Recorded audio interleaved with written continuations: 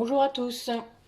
Alors aujourd'hui, on va faire un onguent de consoude. Donc, comme je vous ai mis la petite vidéo avant, la consoude, je la fais pousser.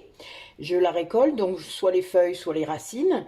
Et je fais un macérat à base de ça, donc dans l'huile d'olive, hein. Donc là, vous voyez, il est bon jusque l'année prochaine. Parce que ça dure un an avec un peu de vitamine E.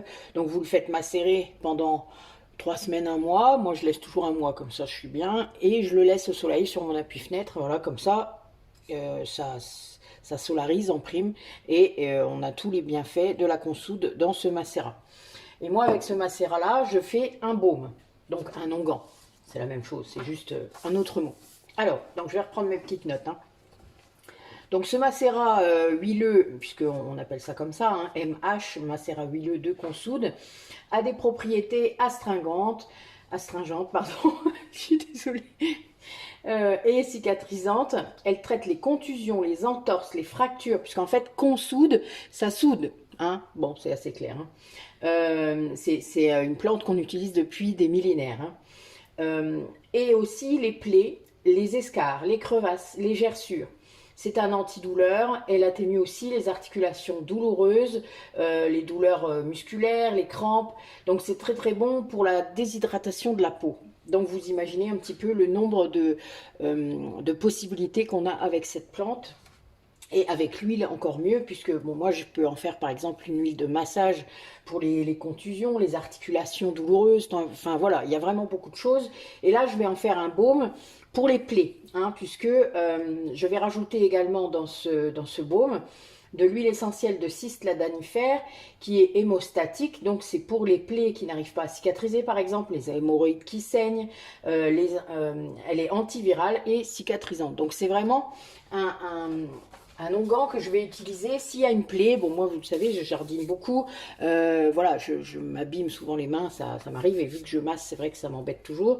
Donc, voilà, ça va vite. Ça va très vite cicatriser et ressouder la plaie, hein. La plaie, ça veut bien dire votre peau, elle est ouverte. Voilà. La seule chose, quand vous utilisez cet onguent, c'est que on n'enferme pas l'infection à l'intérieur de la plaie. Ce qui veut dire que vous devrez toujours désinfecter la plaie profondément. C'est-à-dire que même si vous êtes coupé très profondément, hein, en première intention, avant même d'aller aux urgences, vous nettoyez votre plaie. Vous savez, il faut la mettre sous l'eau. Et puis ensuite, si vous avez de l'alcool, enfin, moi, vous savez, j'utilise beaucoup d'alcool puisque je désinfecte tout. Vous mettez de l'alcool dessus, ça pique, mais tant pis.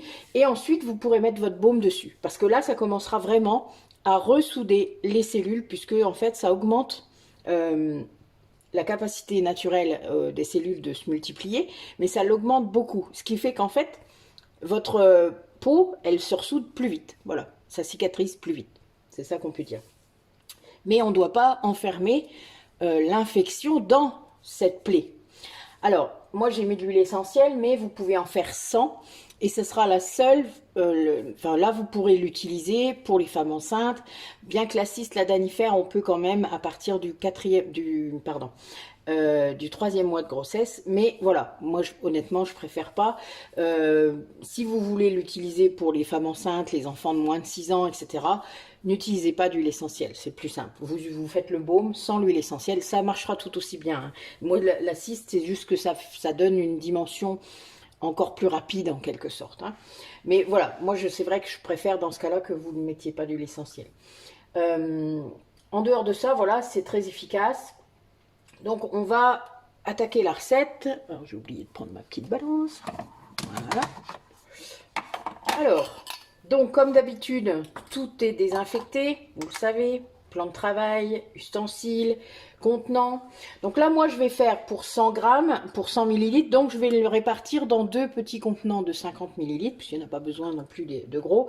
Souvent, j'en fais des petits, même encore plus petits, je vous ai déjà montré, de 20. Mais là, pour l'instant, voilà, j'avais envie de faire ça. Parce que ça dure longtemps, hein, le baume et l'onguent, c'est pour ça que j'en fais comme ça. Ça dure plus de 6 mois, voire un an en fait, parce que voilà, y a pas, ça bouge pas. Et je rajoute de la vitamine E pour la conservation, l'anti-rancissement des huiles.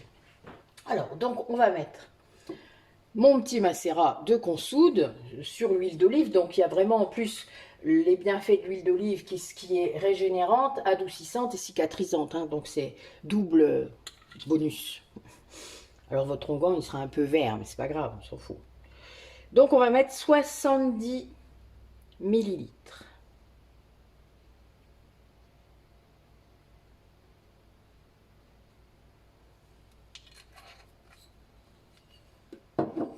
Alors il reste un petit bout de plante parce que je le filtre, mais bon voilà. Alors quand vous l'avez filtré, il vaut mieux le faire bouillir.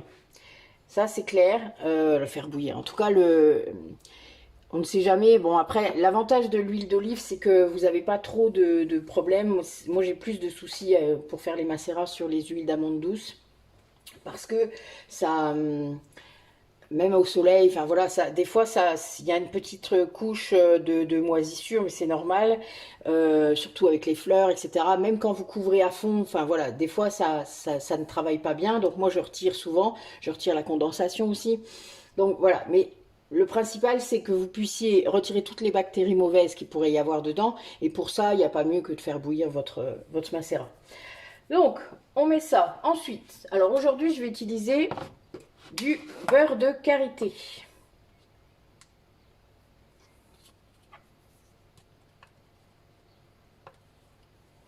Je vais changer un peu, hein. Donc 15 millilitres.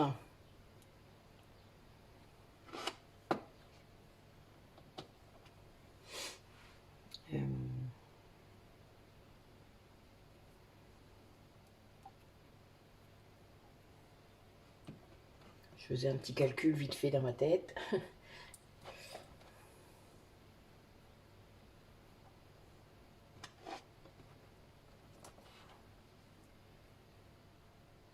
Voilà. Donc le beurre de karité va apporter aussi ses propriétés régénérantes, cicatrisantes. Enfin voilà, tout est mis c'est une vraie synergie en fait entre tout ce que j'utilise dedans pour accélérer encore plus le processus de cicatrisation. Ok, et on utilise également de la cire, puisqu'on veut solidifier, le beurre ne va pas suffire à faire ça. Donc je mets 15 grammes de cire d'abeille.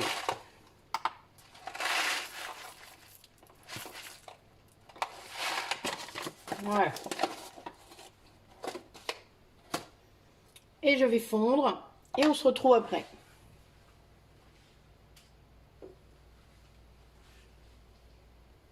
Voilà, c'est fondu.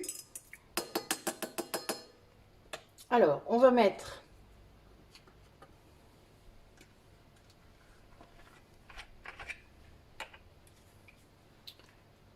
on va mettre 4 gouttes de vitamine E. Voilà. Et on va mettre 15 gouttes de cisladanifère.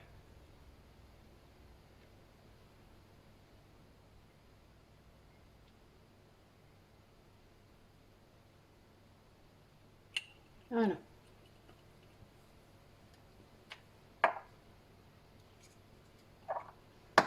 Alors la cisladanifère, c'est un petit peu cher, donc on la gaspille pas. Enfin voilà, on l'utilise que pour ce genre de choses, vous voyez. On va pas, c'est pas comme la lavande qu'on peut mettre à toutes les sauces, hein. Alors, mes petits contenants, vous savez que j'aime bien calculer et que ça soit la bonne contenance justement. Donc 50 millilitres.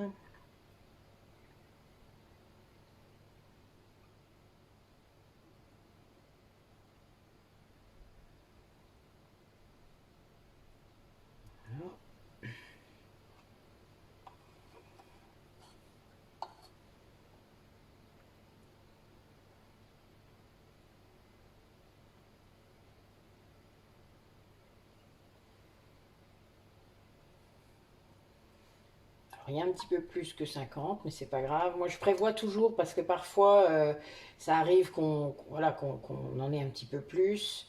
C'est pas très grave, on n'est pas à quelques grammes près, hein. Mais bon, voilà, comme ça, j'ai toujours un contenant prêt à recevoir l'excédent. Parce que je me suis déjà retrouvée avec 10-15 grammes, donc ça me fait des échantillons, c'est pas un souci. J'en donne moi à mes clients quand ils ont besoin de quelque chose. Voilà, j'ai toujours ma petite armoire. Je vous montrerai un de ces quatre, mon installation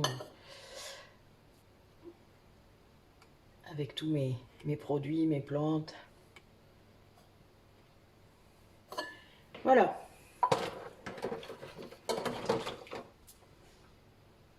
Donc on va laisser prendre un petit peu. Alors, vous savez qu'il faut toujours mettre une étiquette. Donc, onguent de consoude. Moi, je mets pour 6 mois. Donc là, voilà, moi, je suis au mois de juin.